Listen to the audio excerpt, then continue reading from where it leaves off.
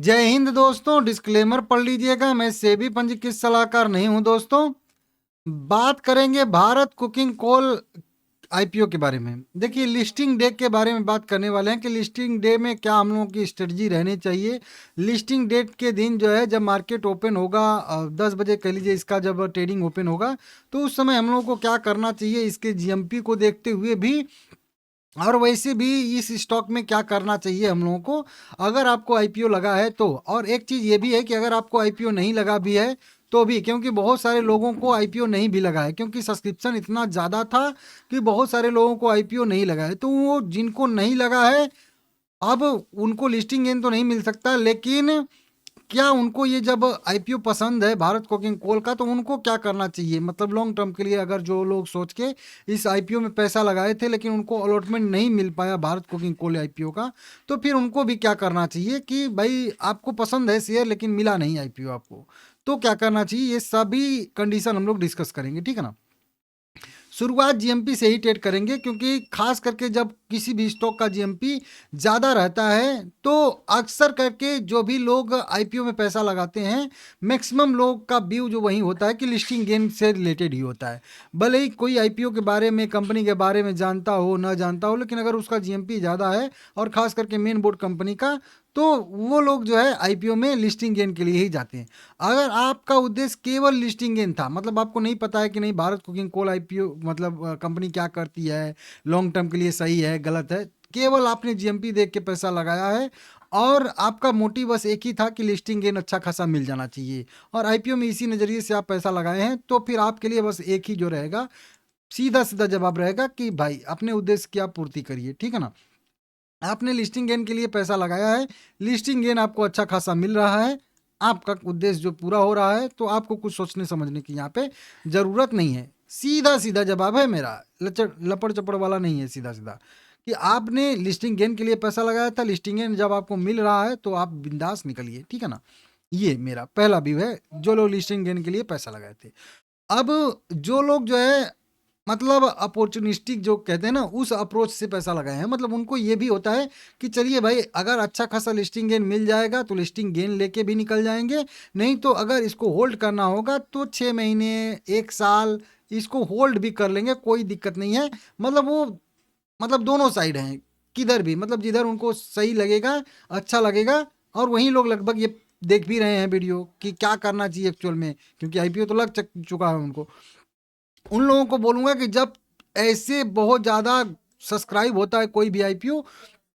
तो उसके लिस्टिंग के बाद भी उसमें मोमेंटम रहता है। अब बोलो कि ये कैसे थियरी है, तो ये इस वजह से थियरी है कि देखिए, ये क्यूआईबी कैटेगरी में जो 300 गुना सब्सक्राइब हुआ था ना, सॉरी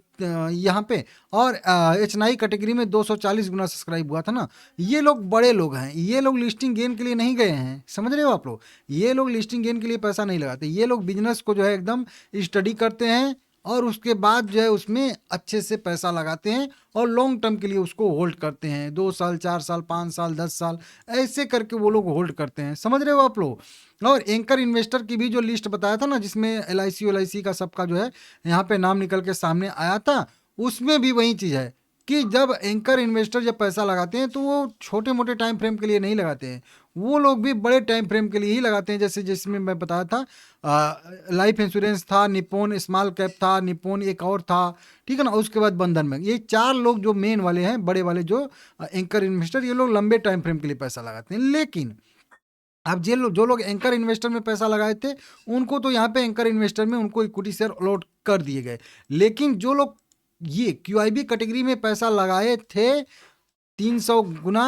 सब्सक्राइब हुआ था, उन लोगों को तो कम ही लोगों को मिलेगा ना, किसी एक ही को मिलेगा ना 300 लोग में से, या लोट में बड़ा नंबर में भी लगाया होंगे वो लोग जो है, तो अभी मान लेते हैं कि अगर 50 में से भी किसी एक को मिला होगा, तो बाकी 49 को तो नहीं मिला ना एंकर इन्वेस्टर में। वहीं C H N I category में भी है कि 250 गुना सब्सक्राइब हुआ, तो मल्टीपल ये लोग लोट लगाते हैं, 12 लोट, 15 लोट ऐसे करके, तो अगर 12 गुना इसको कम भी हम कर देंगे, ठीक है ना, तब भी मान लेते हैं कि 25 लोगों ने भी लगाया होगा, तो 25 में से किसी एक को ही लगा होगा ना, तो बाकी 24 तो अभी भी बचे हुए हैं ना। अब उन 24 में ज़रूरी नहीं है कि सभी फिर से जो है इसमें अपना इंटरेस्ट दिखाएँगे, लेकिन उस 24 में से मान के चलेंगे 4 भी आएँगे कि उनको कंपनी जम रही है। लिस्टिंग गेन से मतलब नहीं है उनको, हमको आपको लिस्टिंग गेन से मतलब। उनको क्या है कि वो बिज़नेस पे पैसा लगाना चाहते हैं, वो रखना चाहते हैं अपने पोर्टफोलियो में इसको, ठीक है ना? अपने म्यूचुअल फंड में, अपने ईटीएफ में, अपने जो भी है उसमें रखना चाहते हैं, ठीक है ना? मतलब ये जो जो अभी नाम दिखा रहा था ना कि ये बड़े-बड़े एंकर इन्वेस्टर जैसे टाइप के हैं, तो ये लोग अपने म्यूचुअल फंड में पैसा रखेंगे, मतलब इस स्टॉक को शामिल करना चाहते हैं। अब उनको तो लगा नहीं आईपीओ, तो वो क्या करेंगे, जब लिस्टिंग होती है ना, तब वो जो है फिर से जो है एक बार बाय करने की कोशिश करते हैं। जब बाय करने की कोशिश करते हैं, क्योंकि बहुत सारे लोगों को नहीं मिला है, तो फिर वो जो है नीचे की साइड से एक जो है डिमांड क्रिएट होता है, डिमांड आता है, तो वहाँ से प्राइस जो है लिस्टिंग के बाद भी मोमेंटम आता है। ऐसे में उदाहरण अगर आप लोगों को खोज के दिखाऊं तो बहुत सारे उदाहरण मैं आप लोगों को दिखा दूंगा। इरेडा उरेडा का ये सब है कि अच्छे खासे लिस्टिंग गेन पे लिस्ट होने के बावजूद भी उस वाले लेवल से भी कंपनियां डबल ट्रिबल हुई हैं। आप जाके स्टडी करिएगा। और उसी कैटेगरी का यह भी शेयर है जो अभी मैं इरेडा बताऊं ना, सरकारी कंपनी वो भी थी और यह भी लगभग सरकारी कंपनी टाइप की। तो उसके वजह से मैं बता रहा हूँ कि यहाँ से जब लिस्टिंग होगी तो लिस्टिंग के बाद भी इसमें जो है मोमेंटम देखने के लिए मिल सकता है, ऐसी संभावना है। तो मैं बोलूँगा कि अगर अपॉर्चुनिस्टिक वाले अप्रोच से आप जो है इसमें अप्लाई किए हो, तो आपको अगर आईपीओ लगाने के लिए कुछ लोगों के पास मतलब एक लोट के लिए 15,000 ही रहता है। अब जब तक वो वाला बेचेंगे नहीं तब तक दूसरे आईपीओ में पैसा नहीं लगा सकते। तो अगर अच्छा खासा लिस्टिंग गेन मिलता है तो मैं बोलूँगा कि अगर आपको आईपीओ के लिए पैसा लगाने के लिए नहीं है तो आप 15,000 के आसपास के शेयर जो है आप बेच के उतना पैसा खाली कर लीजिएगा और उसके बाद जो बचेगा उसको आप होल्ड कर लीजिएगा लंबे टाइम फ्रेम के लिए, ये बेहतर रहेगा। नहीं, अगर आपके पास ऑप्शन है, आपके पास पैसा पड़ा हुआ है, अगले आईपीओ के लिए भी पैसा आपके पास है, इस पैसे पे आप निर्भर नहीं हो, तो मैं बोलूँगा कि कम से कम इसको जो है 1 वीक तो आप इंतज़ार करके देखिएगा ही देखिएगा। अगर आपकी मर्जी हो तो आप 1 महीने के लिए भी इंतज़ार कर सकते हैं और लॉन्ग टर्म के लिए रखेंगे तो भी वो बढ़िया रहेगा, ठीक है ना? क्योंकि बढ़िया रहेगा, आपको खुद समझ में आ जाएगा 1 वीक में कि किधर जा रहा है, क्योंकि जो भी डिमांड आएगी 1 महीने के अंदर अंदर वाली वो आ जाएगी। लॉकिंग समाप्त होने से पहले-पहले लॉकिंग की भी बात रहती है, इसमें ध्यान दीजिएगा आप लोग।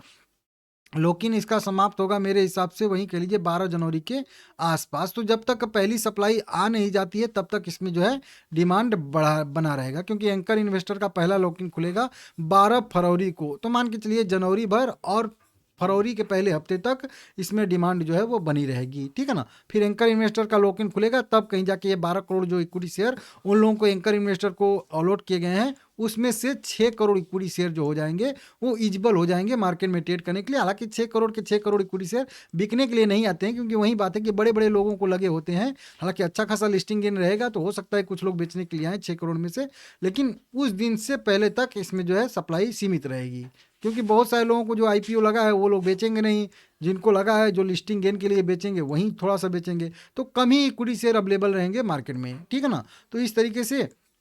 ज़्यादा सब्सक्राइब हुआ है तो इसकी वजह से मोमेंटम की संभावना इसमें बनी रहेगी मेरे हिसाब से। तो अब मैं अपना आप लोगों को, और हाँ, अब कोई रिटेल इन्वेस्टर टाइप का है और वो आईपीओ में पैसा लगाया था लॉन्ग टर्म के लिए, लेकिन आईपीओ अलॉटमेंट उसको मिला नहीं, तो वो क्या करेगा? तो मैं आपको भी बोलूँगा कि अगर आपको कंपनी बहुत अच्छी जम रही है, कोकिंग कोल आईपीओ, ठीक है ना, इसका बिजनेस जम रहा है, अच्छा लग रहा है आपको, ठीक है ना, या फिर कह लीजिए आपने कोल इंडिया में पैसा लगाया था, शेयर होल्डर इसके आप थे और आपने उसमें मान लेते हैं कि 10,000 रुपया लगा के रखा था, तो अब ये कंपनी जो है वो उसमें से जो है आईपीओ आ रहा है, तो उसका भी आप लोग चाहो तो रख सकते हो, कोकिंग कोल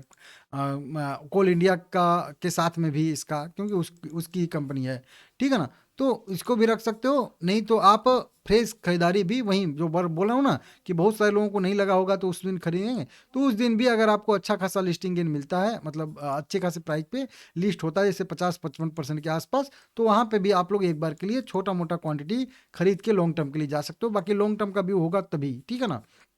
इस तरीके से। तो 2 व्यू मेरा है कि जिनको नहीं लगा है उनको भी लिस्टिंग के डेट पे खरीदने का मेरा व्यू रहेगा, और अगर आप अपॉर्चुनिस्टिक अप्रोच से अप्लाई किए हो तो आप थोड़ा-सा इंतज़ार करिएगा और हो सकता है कि मोमेंटम आए, ठीक है ना? बाकी लिस्टिंग गेन का आपका सीधा-सीधा उद्देश्य है तो उसमें तो कुछ पूछना नहीं है, ठीक है ना?